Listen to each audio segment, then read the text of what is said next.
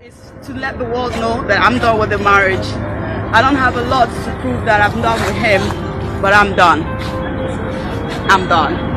I'm living with my life, finally. I can't say a lot now, but you hear my story. 5 days ago, I made a video saying that my marriage to FANNI is over. And that video came with a lot of backlash from people, with many insinuating that it's a clear case of domestic violence. It's not. Austin has never laid his hands on me. He has never even raised his voice at me. And God in heaven knows that's the truth. I am here at First Delta American Hospital as about receiving treatment. Several psychiatrists have come to assess me mentally, and I have been diagnosed of bipolar disorder. I realized that the video I also made defending my husband being alleged to be a wife beater has got some people even insinuating more mess. My younger brother, whom the only time I have seen him, whom the last time I had seen him is May 12th last year. I had my son Chileri on the 10th of May 2019. I saw you, Eke, on the 12th of May. I have never set eye on you since then till now. It's over a year, it's almost 2 years. Even when I called you early this year, you didn't pick my call. You didn't return it either. And here you are out there, putting fire where there's none, creating doubt so that no one will know what to believe anymore because you're my family member. But here I am, seated and telling the whole world that personally, as Charity, over the years, even before becoming Mrs. Fanny, there have been an age-long strain between me and the Eke family. So it's no surprise that my brother will come to say things that a detractor would say. Ike, stop it. It's not cute. Stop it, because I deserve better from you as a sibling, whom I have been nothing but good to. I also realize that there are colleagues out there who, Victoria Inyama and Georgina Onoaha, I choose to translate your videos and concerns as part of you loving me, because it takes love for someone to go out there and start to make proclamations or raise alarm on behalf of the person. But in this case, there is no need for any alarm that has been raised. This is not me trying to save my marriage, it's not damage control. I'm pregnant for what would have been my 5th child, if not for one of the post-traumatic. Hi guys, welcome back to Trash It, okay? It's been a minute since we came together to give you guys a hot topic. So this week, or for the last few weeks, we've had several hot topics coming up on social media, and one of it is what we're about to trash today, and it is the Chacha Eke's story, okay? Most of you must have heard that about right now. Chacha Eke FANNI, she's a Nollywood actress. Unfortunately, I don't know if to use the word unfortunately, because she got married, and after she got married, that was when things started to go downhill, okay, when it comes to her career. But before we dig deep into that topic, okay, I don't know if you can see my t-shirt. I'm wearing a t-shirt, and on the t-shirt it says Ibokwenu, and this t-shirt is made by a lady called Neka Umuna. Okay, so Neka has launched a clothing line business called Legacy Creative Designs, and this is a brand of business that infuses fashion with culture. So as you can see, it says Ibokwenu. The website will cater for both adult and children. So if you're Yoruba, Benin, or whatever you want to put on it, if you want to put NSARS or whatever you want to put on it, she will hook you up. Her Instagram page is Legacy Creative Design. So check her out, follow her on Instagram, and you can just DM her to make any orders. So let's get back to the topic of today. So we've got Chacha Eke FANNI. A few days ago, Chacha made a post where she said where she was saying something about her marriage, and she said she was tired of the marriage, but she would come out and tell her story, right? She would let us know what's going on, but she'll come out and tell her story, and that was the video she put out. It was a very short clip, about 16 minutes or so.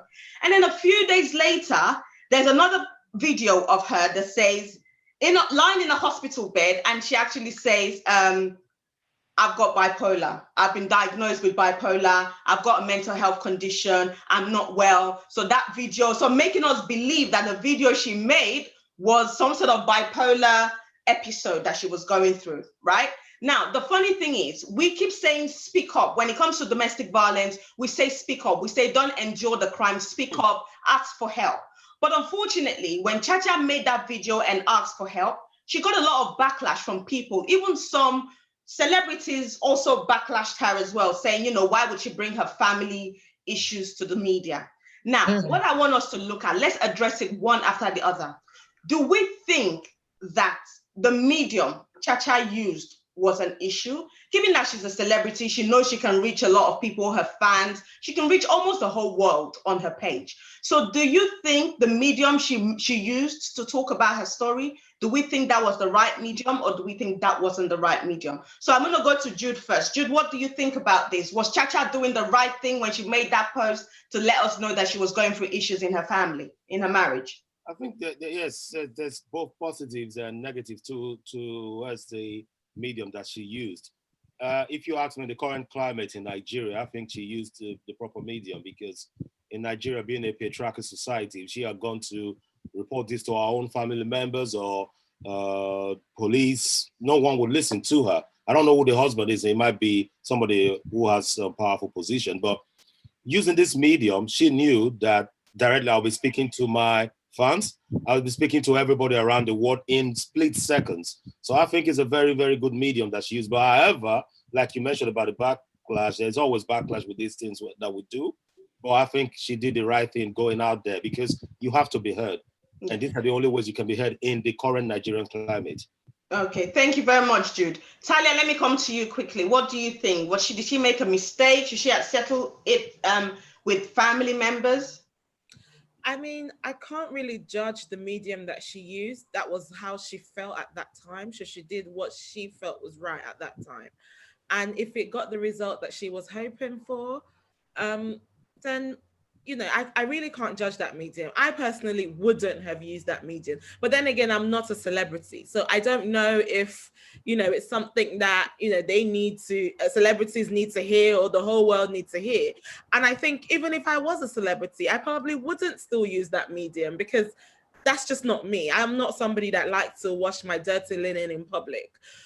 But then again, that's why I can't really judge what she did. I think if she felt at that time that was the way to get people's response, to get people's reaction, then fair play to her, and she got it. So, you know. Okay. Thank you, Talia. Yori, let me come to you. Mr. Bada, just sit tight. Mr. Jabajantik, sit tight. We'll be there with you shortly. Yori, what do you think? Do you think Chacha went too far? Put it in on social media? Do you know what? Thank you for even bringing that in. Personally, professionally, I don't know her. And if there was anything she did, was to shed light to the problem that she heard. So I think for anyone probably as big as she is, and probably someone that has craved attention or support regarding what she's going through, that could have been the best option for her. Because not was she only able to garner sympathy, at the same time, had people fight her cause even before the second video came out. So when the 16-minute video came out, I found out about her and I was like, oh my God, this woman is going through a lot. Personally, I probably would not reach out to her. Nobody would reach out to her. So for someone that lives her life in the public's eyes, I would say that probably will be, we've seen so many celebrities done that, and that has worked in their favor. They got the right help, the right support. If you don't ask, you might not get it. So that's my own take on it. Okay, thank you, Yori. Mr. Jaguar, let's come to you. What do you think? Thanks for the opportunity, first of all. Well, based on my own experience, I don't think the medium was the error, because I've seen people approach friends and families for help and they don't get anything. And the moment they come to the public, like public platforms like this, that's when you see friends and families start making up stories to kind of defend themselves. That, oh, why would she go to the internet? We should have settled this at home. But when she was crying to all of you, none of you was willing to listen. You were all busy saying, oh, you're busy with this, you're busy with that. She probably was dying in silence. if she waited longer than that, she probably would have committed suicide. We've seen it very, very much. A while ago, about 2 months ago, one guy came to my page. That guy is related to some big politicians. And he was naughty in the past. He had issues with the family. But when he was going through problems, nobody came to his rescue. He came to the internet for help. As we were helping, people saw the name. They started pointing fingers. These are the family of so-so-so. These are the family of so-so. And then they went to the family. We have a family member on the social media crying for help. And we're here doing this and doing that. And they were like, oh, don't listen to him. He's a tout. The moment they saw that he started getting help, that was when they started coming through. You see? So this woman you're talking about, she did what she probably thought was the best. Yeah. And now that people were coming forward, they used something else to manipulate her. You know, so it's a very difficult society we have. It's a lose-lose situation. Thank you. Thanks, Mr. Jabba. Now, in my introduction, I said that she was a very notable Nollywood actress, right? She was big in her time, okay? And then she got married. She got married in 2013. And then after she got married, things slowed down for her. I mean, with most Nollywood celebrities, for example, we have Mercy Johnson and a few others. We know, like Yvonne Jagger there as well. We know when they get married, start having children, their career sort of goes on a halt, if you like, compulsory halt, right? But with Chacha Eke, her career went on a halt and it just carried on. And the funny thing is, her husband is a film director, producer, editor. So you would have thought, he is. So you would have thought that they would, you know, he would feature her in some of the films and they would sort of build that industry together, like Nuella Ujigbo, for example, and Funke Akindele. So, Jude, do you think that was a sign already to say, oh, this woman is going through something? Because I know most women, as you mentioned, whilst we were discussing behind the scene, Jude, you said this is not just pertinent to Chacha. Most women around the world, once they get married, if they have a very thriving career and they get married, boom, it sort of slows down, and that's, you know, everything starts to slow down for them. So do you think this was already a cry for help with Chacha Eke? Do you think her slowing down her career, even though her husband was a director and a producer, do you think this was a cry for help? Was that already signs of domestic violence? Not necessarily. It is possible that it's already a cry for help, but definitely there's kind of a power play there. So directors, if you know, and producers are not really people out there in the limelight, except they're really, really big. They don't put a face to them. So they're behind the scenes, directing, as it were. So the actors and actresses are the ones we see on the big screen. So they get all the fame, you see. So maybe they've had the discussion and someone said, look, I'm not comfortable with you doing all of that any longer. You need to now take care of the children. Don't forget that we live in a patriarchal world where it is almost like a default position for the woman to rear the children. The woman comes from that carry position. That's the way the whole world sees it. So again, I've had this sort of discussions before with my wife. My wife don't work. She's a stay-at-home mom. We had the discussion and she agreed to stay at home to look after the kids. And we talked about, what's it called? The nannies and all of that you would have to. But we thought about the costs and we said, you know what, let me continue to work while you remain at home because we don't have enough money for that. If two of us go out to work, we might be even having less money. What's off, yeah. So probably we've had these discussions that, okay, you know what, let me just continue to be in the limelight. But that's not absolutely correct in itself. You can see from power couples like Jay-Z and Beyonce, they're doing things together. Yeah. Then some other couples as well. One has to shine and one has to go down. So in that case, being the society we come from, being a serious patriarchal society, and the directors and producers have absolute powers. So he's got a network of directors and producers. He could on a speed dial just say, don't put my wife on any of your movies. It's simple as that. But she's never cried out during that time. So definitely there would have been occasions where she would have said, look, my career is really going down. I'm an actress before you met me. I need to go out there. And he's saying, I put my foot down. That's no. It's not happening. Keep taking care of the children. So it might have been a plea for help or sign for her calling out for help or signs of domestic violence. We don't know.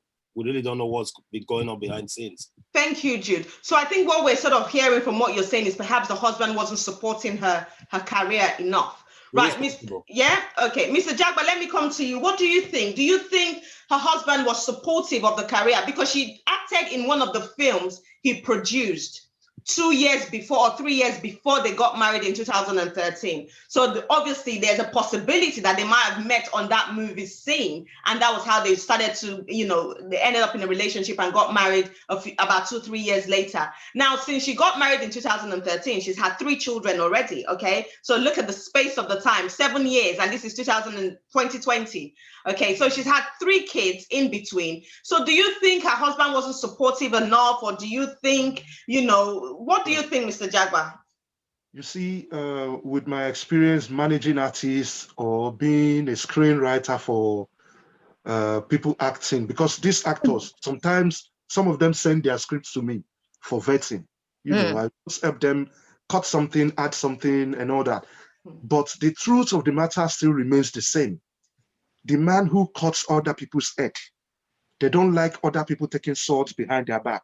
Yeah. You see, that industry is a very controversial industry. All these directors and producers, they are all friends. They meet. They tell themselves, that one, I don't chop her. I will never chop her. You don't chop her? Oh my God. And they always peep the breast. That kind of thing. Wow. So now that he's been able to grab the jewel, put the jewel in his house, he wouldn't want her, passing time around all those sounds like himself. Apologies if I'm offending anyone back home, because some people will say, no, not all of us are the same. We're not the same. It's true. But with my experience, there is one lady, she's working here now as a carer, very popular actress in Nigeria. She's verified. She's a very close friend. She's on my page, always commenting. There are many there, so you can't figure out who I'm talking about. Yep. She was shining, blowing, and everything. And then she got married, and the husband wanted her to stop. Just like Jude said, the moment they grab you, they don't want you around that industry again. It happened to a very, very popular lady as well, who is also on that my page with verified millions of followers. The moment they get married, things always change. The same thing with some musicians. When they marry, their wife wants them to stop being an actor or being a musician. But this is the things you saw in me that attracted you to me, because exactly. I was, So I think it's a human behavior. It's a human behavior. And it's going to continue like that, because the society that we came from is a backtracking society. Just like Jude said, we're very backward. Women are like, they've been set to a default setting whereby we think their duty is in Zaoza room. Yeah. So, but in the Western world, you see the same thing happen in a different way. You see Brad Pitt and Angelina marry, and then a few years down the line, boom. So I think it's a problem attached to that career. It's a problem attached to the industry. We can't get out of it. Mr. Jagba, I'm just going to pull you up on the point you made earlier. Yeah. And you said that all these producers, directors, they know each other, and that's a very valid point, and you're right. They all know each other. They talk. Oh, have you been with her? Haven't you been with her? Now, I don't know if any one of us remembers Yvonne Jegede, right? Yeah. So she was the girl. She was the actress that featured in was it Two-Face's song African Queen? You are my African Queen, right? Okay. Yeah. So she's a Nollywood actress. Obviously, she got married a few years ago, and while she was pregnant, her husband heard rumors of her sleeping around or sleeping with somebody else, and her husband doubted the paternity of the child. Even before she got pregnant, the man left her. Okay, they were married even before the man left her, and now she's a single mom raising the child up by herself. And again, she wasn't acting. Okay, all throughout that period, she wasn't acting for a while. I'm sure her self-confidence must have been affected, however you look at it. And I think it's very unfair, because for you to be a Nollywood actress or an actor, it takes a lot of confidence, because you're in the public eye, everybody's looking at you. And then for you to get married to a man, and then that man starts to knock your confidence, if that relationship does end up breaking up, it's really difficult for them to build that confidence up again, because then people are going to be saying different things about them. Oh, you couldn't keep your marriage. You were sleeping around, So Yori, let me come to you real quick. Talia, before we move to you, what do you think with regards to this issue with Chacha? Do you think this was a cry for help, Should her husband have supported her enough? Well, you see, the thing about this is I always say this, may you not marry your enemy. Like, the guy knew she was an actress. Yeah. And it's I wouldn't say, with the lack of better word, he's a very selfish human being. We've seen instances where producers have produced films for their partners solely. We had Sam Mendes, I think, was married to Kate's the lady in Titanic. And then we had Tim Burton. I was a partner to Ellen Bowen Carter. And they produced 6 films together.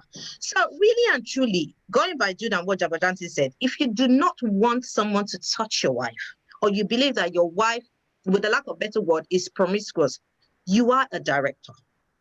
Produce films that will be like your household signature. Promote your wife. So if he's not doing that, I don't know what exactly she thought. I don't know how she met this guy. Because if anyone should champion you, it should be your partner. If your husband or your partner then fails to do that, then that begs the question, is this marriage what it is? Because your partners, combine effort. They could be a solid household, as we've seen with Funke Akindele and JJ Skills. Yeah. I'm saying their marriage is perfect, but you can see the husband has created something before he met the wife. The wife came in, they joined forces together, and they're like a conglomerate. So this is indeed a cry for help. It's been 7 years that they've been married, right? She's been busy, 3 children. Yeah, so we might say, well, some people have taken this. We've seen instances where people have taken a step back. Let me have all the children I want to have, and then I will come back. And maybe that has not worked for her, because the husband, faces change in Nollywood. The older you become, the less relevant you are. She's not the Chacha that she was in 2013. We're in 2020. We've got very young ladies. She's not that face that can sell a movie. But she could work as behind the scene as well and be a director. It spreads their income, brings in more money. Unfortunately, with the lack of better word, she married her enemy. Yeah. Thank you very much for that analysis, Yuri. Talia, what do you think? I know you're very, girl power and all of that. What do you think about this situation? You know what? I've been thinking about this thing, and she's somebody that I actually follow. So I follow her. And because I liked her movie growing up, and I'm aware that she's married, and I followed the stages of her having her 3 kids. And I don't, what? Let me give you what I've seen from following her. So a few months ago, she brought out this video. She went for a while, I think a year, in between her 2nd child and 3rd child, she went really silent on social media. I remember occasionally she'll pop into my head and I will go on her page to see what's up, but no page. So after she had the boy, a few months ago, maybe at the beginning of this year, she actually posted a video where she came out and said, I've stopped wearing makeup and this is the reason, and blah, blah, blah, blah. I remember watching that video. I actually went on YouTube to watch the whole video. Yeah. I remember saying to myself, something is wrong. Right. Like, something is just not right, but I couldn't tell. Like, obviously, I'm not telepathic, so I don't know what's going on in their mind. I never thought domestic violence, not because it's not a possibility, but I really just thought that whatever's going on is now very psychological, that, she's not in her set, because she wasn't making sense in the video to me anyway. She was just going on about, her skin and this and that. And I couldn't make head or tails of what she was saying. So when I then saw this video of her, I'm leaving my husband, I'm going to bring out the story, I definitely thought, okay, she's mentally ill. Whether domestic violence is there or not never crossed my mind until I started reading people's comments. And that's because, to be honest, maybe there is domestic violence. But the way I analyzed the situation when I saw that video was that, okay, it is difficult because she's in the process of a comeback. And, we all know that the quiet you go, the irrelevant you become. That's obviously been the case for her. So it will be difficult. And I appreciate the fact that, maybe her husband could have done more, but it doesn't necessarily mean that he's abusing her. I'm not saying that he's being supportive, because clearly he's not. If he was a supportive husband, her career wouldn't have just gone dormant the way it went, you know, there would have been something coming up. But I don't 100% believe that he's laying hands on her. Not because it's not a possibility, but I don't think it's a physical, you know, abuse. Okay. There might be some sort of domestic violence, and it's probably him saying, you know what, you're too old now, sit at home and look after me. I think that in the beginning, she agreed to stay home because she wanted to be this wife. You know, following her, that's the vibe that I get from her. She wants to be a wife. She wanted to look after her children. You know, she's that mother. Halfway down the line, she's then realized that, oh, hold on, I'm not doing anything for myself, and now wants to come back. And here the husband is saying, well, stay at home and look after my children. So I think before we before we start shooting this man, it might not be 100% him, you know, being abusive, or yeah, he's definitely said stay at home, but that's not an abuse. That's him saying look for something else to do. She doesn't necessarily have to be on the, you know, in the movie industry to be successful. There's so many other things that she could do. So I do definitely think that there's something going on. And I think rather than us dwelling on the domestic violence, let's dwell on her health. She's ill and she needs support. Okay, thank you very much, Talia. Funny enough, you brought me into the next area of discussion regarding her stopping makeup. Okay, where she said she wasn't wearing makeup anymore. I saw the video yesterday, and even the way she was speaking, it was very, very theatrical from what I could see. And I'm like, this is not how she normally talks. I watch her movies all the time, and there was something definitely different about her. Now, the thing is, obviously, domestic violence is not just about physical. And for me, I keep saying this, the physical is really bad because obviously the person can wind up dead, but the psychological aspect of domestic violence is even worse. It's just as bad as the physical aspect of it. And for me, in as much as I can't say 100% that her husband was abusing her, but there's some form of psychological abuse going on, okay, which she has endured for the past 7 years. And I think for her, that must have triggered some form of mental health breakdown. Okay, let me tell you, because at the end of the day, I think everybody has some amount of madness in them, okay? It just takes that thing to trigger and for that madness to come out and manifest itself as mental health, okay? So I think that her husband must have had something to do with this. I don't know what part he played, but I think there's something that he did, because the brother came out, okay, after the video she made came out where she said she was in the hospital and she said she was diagnosed as being bipolar. The brother came out and said, my sister doesn't have any mental health problem. She's not bipolar. The husband is trying to cover up his tracks. And he said to the husband, you be careful because I don't want to talk, okay? So now let me ask you guys, since she's been in the hospital, okay, when she brought out that video saying that she'd been going through what she was going through, I'm sure a lot of people would have been encouraged by her speech and thought, okay, you know, she's encouraged me. I'm going through the same. I'm going to come out. She's giving me the strength to come out. Okay. And then a few days later, she brings up another post to say, actually, I'm bipolar. And the post I made a few days ago is because I'm bipolar. Okay. So now, don't you think people are going to be wondering, you know, is there something there? Is there something really going on there? And the thing is, her page, she's posting all sorts of things on her page. People are saying her husband is doing it. So what do you guys think? Do you think Chacha is the one posting on her page? Do you think her husband has taken control? What do you think is going on? Yori, let me come to you. Okay, I don't know how long ago she had her last child.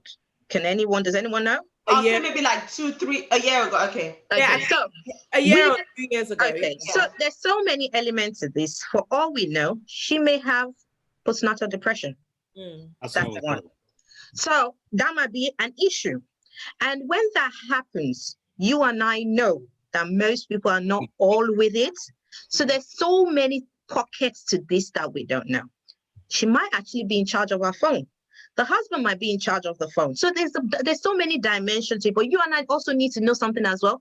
Black people, Nigerians, we don't encourage people talking about mental health. So the family, and I'm going 2 ways with this. I would advocate for her as a person. The husband might have known that there's a problem since she had the baby, and they might have been treating it among themselves. Oh, shush, we don't want to talk about it, and not inform the family. Yeah. The family might be aware at the same time, be like, well, mental health is madness. We don't want them to think we've got madness running in our lineage. So it's unfortunate that nobody's actually championing our rights. be it the husband, be it the family, be it the brother. You will think at this point, they all will come together and be like, how do we help this person to get through this? I don't know this lady, but when the last video she posted, because we were going to talk about it, I had to watch it. It was so scripted. For someone so unwell. She was reading it, wasn't she? She was reading it. Yeah. She was reading it. And you kind of look at it like, okay, this is not fair. Her phone should even be the last thing that she's holding. Mm-hmm. She really needs to be engaging with whatever medication or psychological therapy she's been put to. She's in a hospital gown. The hospital should actually not even have allowed them to film that.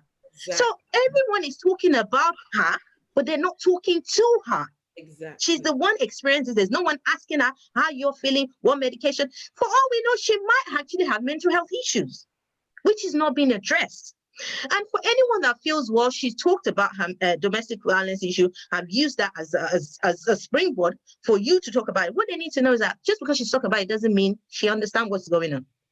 People talk about it and still go back to their abuser.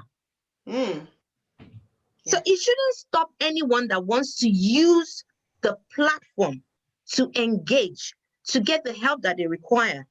And at the same time, people as a family member should be the one like working with the husband. If the husband doesn't want to help her, she should have someone. There's no one championing this lady's rights. So that's my thing. Yeah. Do you think her husband is doing enough to sort of counter? Do you think that he's doing something to counter the narrative? Because the last I heard, her husband has been arrested. That was the last I heard. Yeah, I heard that he had been arrested. So I mean, perhaps there must be some element of truth in what's going on. Okay, so is this coming from the family? Do they really know what's been going on? We don't know. So Jude, what do you think? I mean, let's round this up now. What do you think with all this situation? It's quite a lot. And speak up, but then you get reprimanded for speaking up. So what do you want people to do? Look, Yori took every words I wanted to say out of my line. I tell you. I was looking at postnatal depression. How much understanding do we have of this in Nigeria? I've lost a few friends, women who were given during time of birth and after they've given birth. Birth experience itself is traumatic for women. Men don't understand it. It took me years to actually understand these periods in my wife to see, okay, it must be this, it must be that. In Nigeria, where we come from, you talk about a mental health diagnosis. How many people understand this? Most people don't even know what it is. We don't talk about it. The hospital where she's been, you know how hospitals operate. They could easily bundle her and drop her there, pay off the doctor, and they'll be saying some rubbish. I know people who bundle their brothers and just chain them somewhere through a doctor. You spoke about the husband being arrested recently. I don't trust any arrest in Nigeria. The families could have more money than the husband and got one of their cousins who's a police officer, go and arrest that lot. These are the things we're trying to challenge in the system. So none of this makes sense. Is it possible that, because from what everyone's been saying about her, I don't know her that much, and I saw this video, it was quite erratic. I thought, okay, there's clear signs of bipolar, not really full-blown, because I've worked with bipolar, people who have bipolar issues as a part of my client group. And she's not displaying half of what they display, trust me. She's not displaying one tiny %.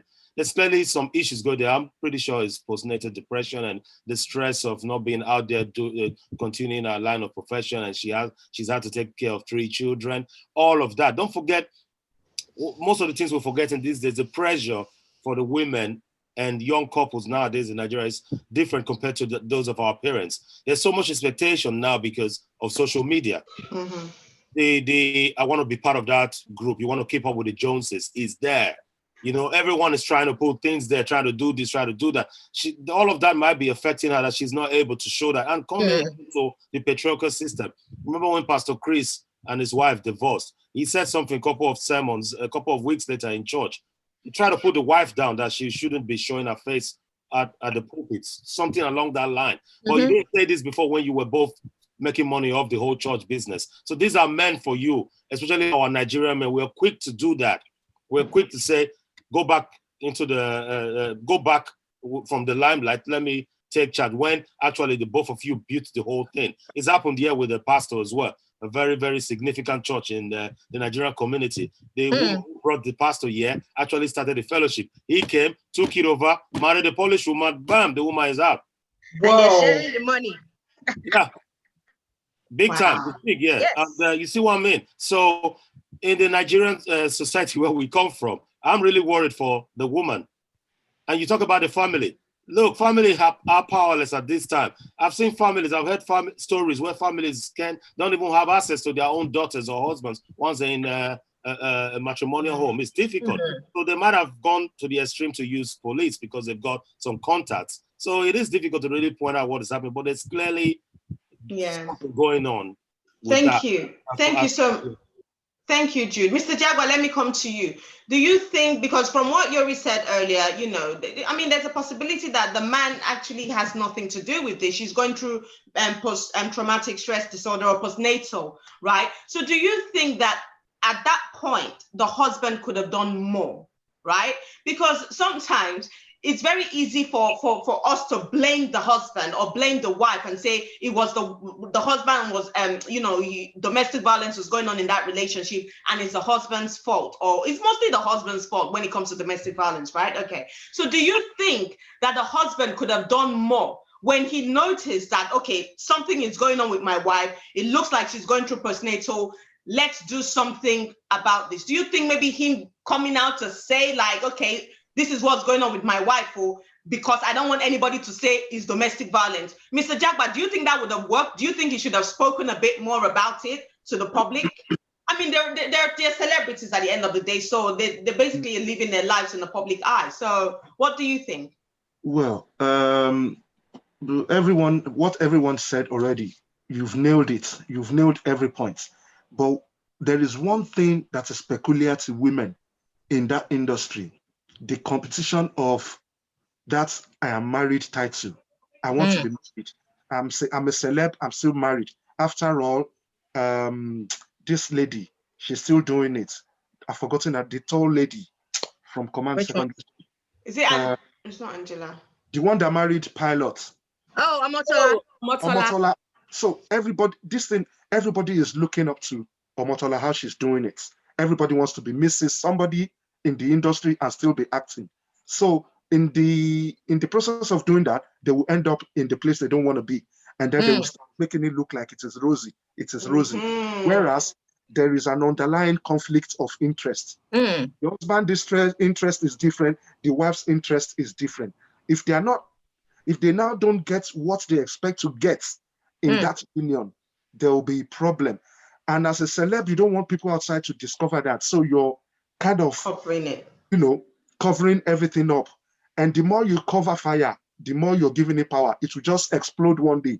So it can explode into mild mental illness. It can explode into anything. But did the husband do enough? Maybe no. You know your sister, you know your brother more than anybody else. The brother who came out and said there is nothing wrong with my sister may be right. But he's not the one in the boat. The person in the boat is the one who knows how the boat is rocking. So did the husband do enough? No. It shouldn't have gotten to this point in the first place. Just like Talia said. So I don't want to crucify the husband too much. Exactly. I just want to know what was their both interest before going into the relationship. Did she get what she planned for? What she expected. Okay, like all these artists, the moment they start going out of the front line, they don't want to accept it. They still want to believe it is me. If I was able to do it before, I can do it again. Meanwhile, that is the time they should have started grooming small boys, produce them, just like Banky W did. He quickly grabbed somebody, Wizkid, started grooming him. Wizkid blew up. They made so much money, him and Tuzi's husband. So these actors and actresses, musicians, they don't always want to accept it, that their time is going. New are coming up. I have one I'm following up and down now. She's still trying to drop music. Okay, go and groom somebody. So she she made it big. She did well. But she also has to understand that new people are coming up. Yeah. The industry is growing. Nobody lasts forever, you know, and that is hard to accept for them. That also can add to depression. Yes. You know. Yeah. So, Yes. Yeah, Mr. Jabadanti, you literally took the word out of my mouth, because I can imagine when Chacha was in her prime in Nollywood, like she was that girl. Okay, there's even a Nollywood actress now. I can't remember her name. When Chacha Eke was taking the lead role in the film, this girl was the background dancer, right? But now that girl is now in her prime now. Yes, so. Well, exactly. But then it's hard to take in, though. It's a hard pill to swallow when you know that you used to be the one and now you're no longer the one, because now the roles are going to reverse and she's probably going to be the background dancer for that girl, because now her time has passed. Can I just... Sorry?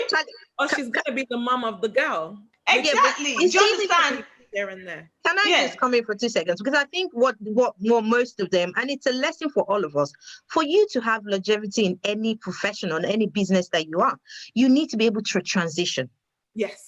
We have people like Joke Silva. She's been acting since 1962. Don't pigeonhole yourself into a particular role. You can't always be the slay mama. You can't always be the young girl. She needs to understand, and that goes for every... Look at, that's why, no disrespect to Nollywood, I find it hard to watch. Because it's the same person that plays XS2 secondary school girl. It's the same person that plays grandmother. Come on, are you trying to tell me that we have the likes of, with the lack of, I don't want to rock or annoy anyone, we have some people that are still playing university students and they're in their 50s.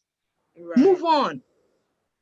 And that is it. You'll be able to transition it's unfortunate that this lady, she's as good as everyone has been talking about it, but could not transition into other things. And I think that's what the main issue is here. I feel sorry for her. I feel sorry for her craft, because she sounds like a very intelligent person that has not been able to move. Yeah. Tara, do you have anything to add? Celia, I definitely think that I just remember that there was a time she posted this picture quite a while back, maybe a year or so after the birth of her son. She looks really, really skinny and unhealthy, and everybody was saying, are you sick? Are you sick? Are you sick? That was just before the makeup thing came out. I definitely think that, you know, if people go back, they will see that there was a pattern in which she was showing that, you know, I'm not well. And like Mr. Jampadanti said, I don't think her husband did enough. And that's his crime here. He didn't do enough to help his wife, because as Africans, we don't always acknowledge when there's a mental health problem. Because we want to believe that we're untouchable. But heck, it happens to me sometimes. There are days where I don't even want to get out of bed because I'm so down in my mood. I'm like, you know what? Let this world just end. And, you know, I beg you. You know what I mean? Like, as Africans, we need to be aware of ourselves and people that we live with, people that are around us. This mental health thing is real and it could happen to anybody. The strongest person today can be the weakest crying, you know, tomorrow. So we really need to open our eyes more and be more accepting of people, of how they are. They are who they are, and there's nothing that can change that. Thank you very much, Talia. News just reaching me. She's posted 3 hours ago on her page. She's in the kitchen, what looks like she's trying to get something out of the freezer. We don't know what's going on with Chacha Eke. They're definitely trying to make us believe that she's well, she's fine, nothing's wrong with her.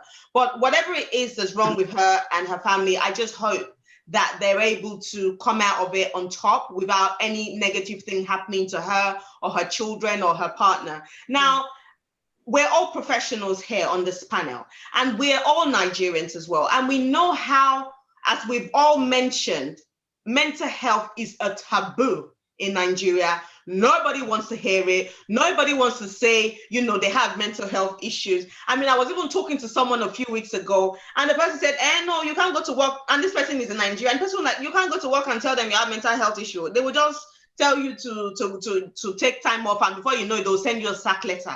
Now, in this country, that's not how it is. If I worked with someone, a social worker who had mental health issues, and for years, this person was being paid, but she wasn't working because she was treating herself. She was going through therapy. She was going through treatment. But that's not the same in Nigeria. So we know that it's difficult. A lot of people on the streets of Nigeria and even in the streets of the UK and I'm sure other countries are running around with mental health problems. You just need to talk them a little bit and you will know that, okay, this person is not right up there. So what can we do with regards to creating awareness? What can we do? Because we need to, for lack of a better word, normalize mental health in Nigeria.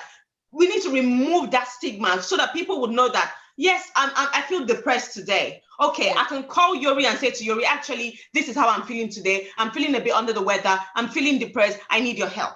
And Yori doesn't need to go and tell everybody and say, see, I have mental health issue. I better go. That girl is a mad woman. Stay away from her. Do you understand? So we need, and even I should feel that I can go to my work and go to my HR and say, this is how I'm feeling. And my HR will support me with pay, okay? So Mr. Jackman, what do you think can be done? This is Nigeria, because we know in the UK, we're pretty much sorted when it comes to mental health. All you need to do is give your GP a call and say, I'm hearing some things, and that's it. You can be laid off work for months. So in Nigeria, Mr. Jackman, what do you think we can do to help to combat the stigma in mental health? With the kind of leaders we have right now, it's a block wall, because those ones, they can't think 5 minutes ahead. They can't see the future. But with we in this generation, the youngsters, I think all we can do is use whatever tools at our reach, our platforms, to keep putting that message out there. Because there was a topic I was going to give you guys to discuss, which kinds of align with this thing. Why people dump their babies. In Nigeria, people think the poor people are the ones who dump babies in front of churches or something. But here, it is mental health issue. You see wealthy people, normal people, they don't even want to have anything to do with the new baby. Some will even stab their baby. Some will hurt their baby. But in Nigeria, people go to school, they're from rich background, they get pregnant, they dump the baby somewhere. Poor people dump the baby somewhere. Some are saying it's because of stigma. Some are saying it is mental health. That topic, I was going to talk to you guys about it, that you should talk about it and compare it with the Western world. That is one of the things happening in Nigeria that our governments don't realize. Mental health issue should be a subject in every corporate parastatal. The same way we do induction here, that they will teach you about diversity, all these things. They need to put that into the prerequisite of getting into a new job in Nigeria, so that everybody can be educated. They don't know. They don't, if you even talk about depression, some people don't know. And when you talk about diversity, they don't know. Because I know that you went to the doctor to see a doctor because you had bipolar or you had depression. They will start saying, only scum. They will label you. So that society, like Jude said, is a backtracking society. They would need something extra, more than spiritual, economical, physical, social redemption to put them right. Right. Thank you. Thank you, Mr. Jabojantis. Very quickly, before we round up, Jude, what do you think we can do in Nigeria to help combat mental health stigmatization? What do you think we can do? I start from the default position that everyone in Nigeria is mad. Simple as that. That's how I start my conversation. We're all mad, first of all. We have to come into that realization that we are mad before we accept what mental health is. Not accepting that it's mental health is madness in itself. Yeah. Having said that, though, we are absolutely not aware about what mental health or the different strands of mental health. What we can do for ourselves, I think, is to read more about it. Thank God for Google.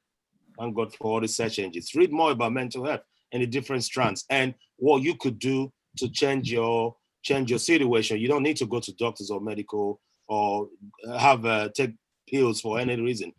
What this lady has done, I would have said, great. It's an avenue to put it out there so that people begin to normalize it with the person and say, hang on, Chacha's got bipolar. She said so, and she's still able to function as a human. Yeah. But the backlash from that is a mental health problem in itself. So that's why I will not advocate for that, because people can go commit suicide off the back of that. Because Nigerians are so ill-informed, but because they have these cheap phones from China and Pakistan in their hands, they think they can act on well, SARS is collecting it now, aren't they? So they are very, very ill-informed. Very, very ill-informed. We have one of the largest ill-informed society in the world, but we think because we have phones and we go on social media, we are so educated. And this is not just the people on the street, it's with the celebrities, the so-called celebrities. You hear them talk, you're disappointed. You hear the people on air talk, the TV presenters talk, you're disappointed. Let's just forget about the government. They have nothing to do here. It is about self-awareness. You need to read more. Spend more time reading instead of cursing people on Instagram, cursing Mr. Jaguar-Jantis. Read more on mental health. It is real. No, it's true. It is real. It is very real. That's what I would advise people to do. Read more on it, see ways you can better your life. Thank you. Not just for Nigerians, even we Nigerians here. It took a lot of encouragement for some of my cohorts from uni to go to the student services to say that they think they're dyslexic, because we still don't want that label. The white person here, the white colleague here will jump at it. Jump at it. They got therapy, they get paid. We don't want to go, we suffer. Look, it happened to me. My locks were very long. They were here when I started growing my locks. I was working in Sutton. I was in the safeguarding team for 2 years, thrown in the deep end. I was stressed out because of the work. I was stressed out because of the journey. It took me 2 hours to get into work, 2 hours back.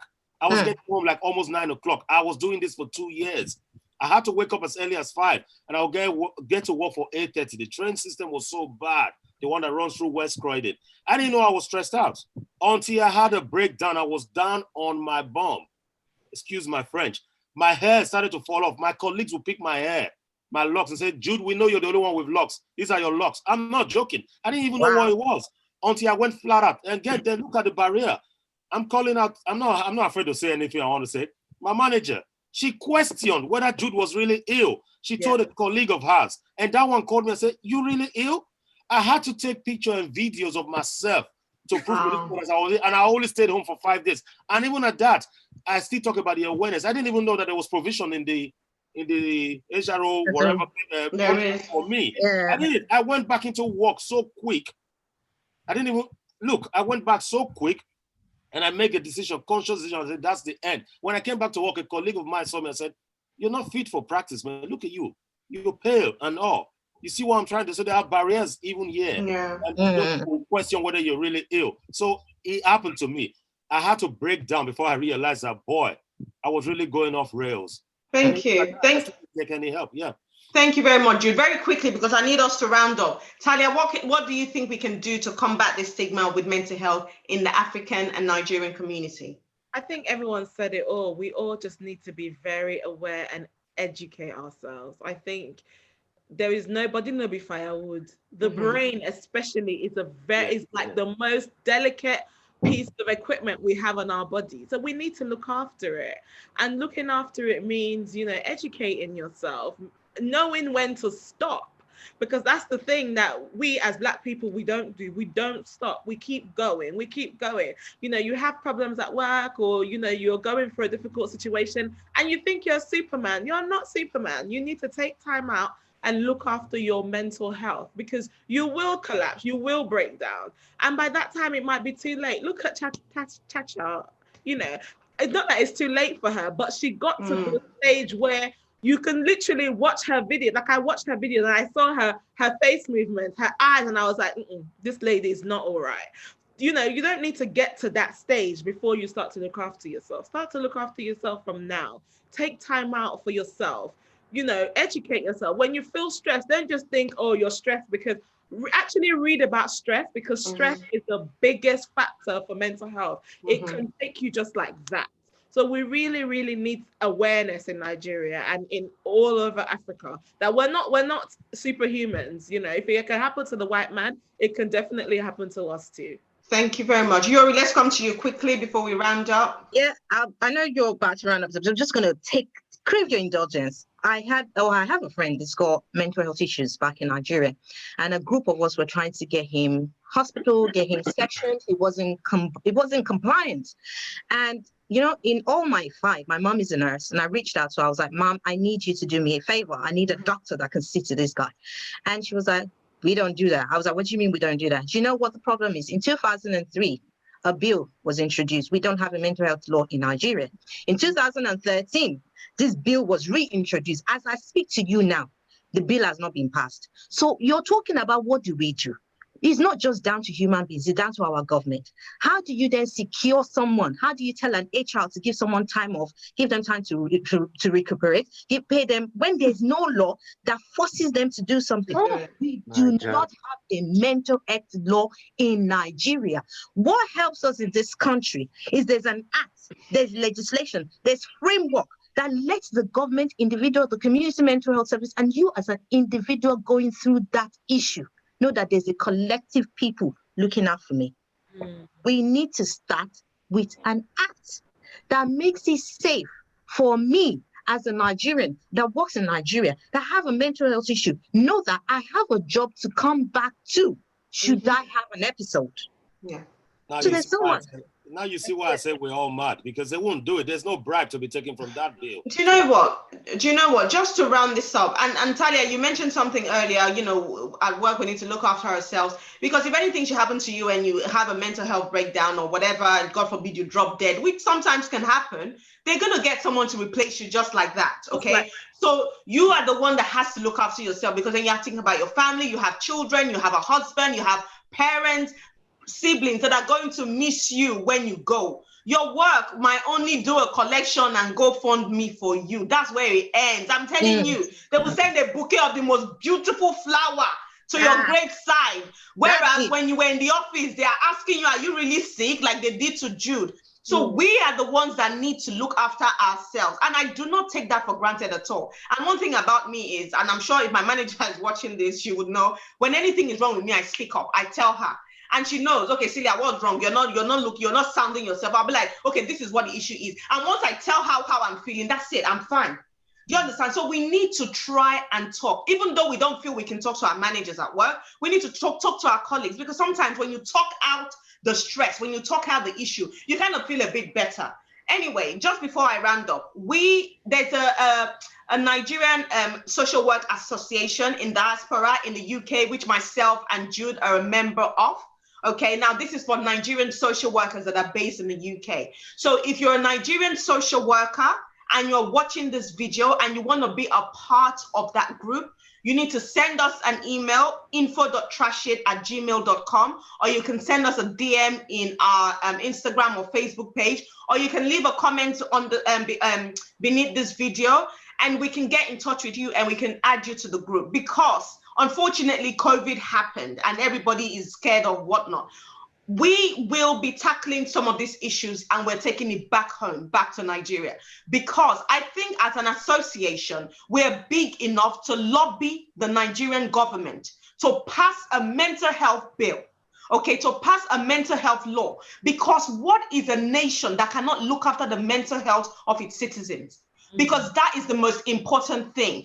If not, we're breeding a nation of children, of citizens that have undiagnosed mental health problems. And then when they get to the Senate houses, they start looting. Looting is mental health, because when you think, no, honestly, when you do not think that your citizen has to enjoy as much as you're enjoying, or when you do not think that you need to provide basic amenities for your citizens, then which means you're not thinking right. And that in itself is a mental health issue.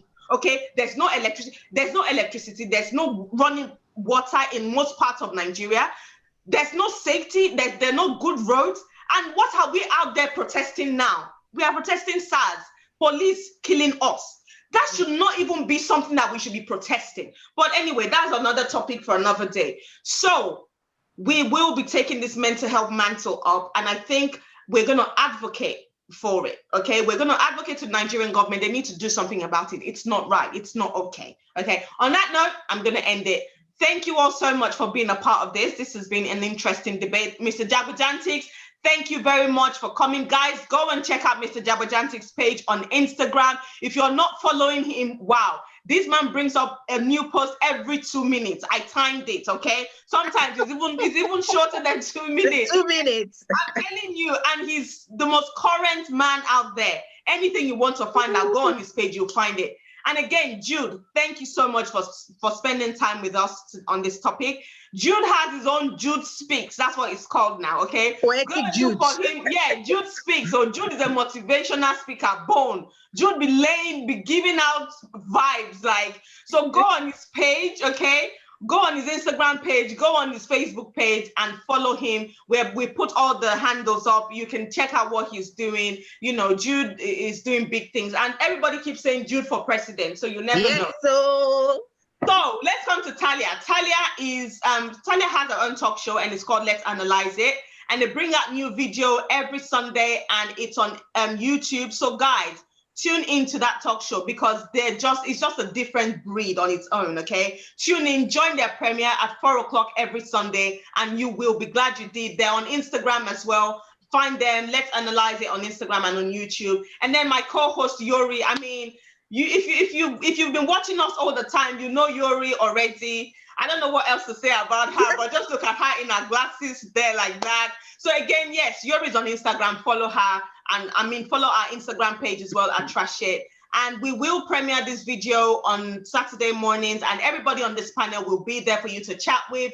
It's a little community that we do on Saturday mornings at 9:30. You don't want to be a part. You don't want to miss that, because everybody wants to be a part of it. Okay, come and distress. If you have mental health issue, come there and come and have a chat with us. We can help you release some of that stress. Okay. And on that note, we're gonna end it here. Thank you. Stay safe and continue to wear your mask and wash your hands. On that note, we'll see you next week. Peace out.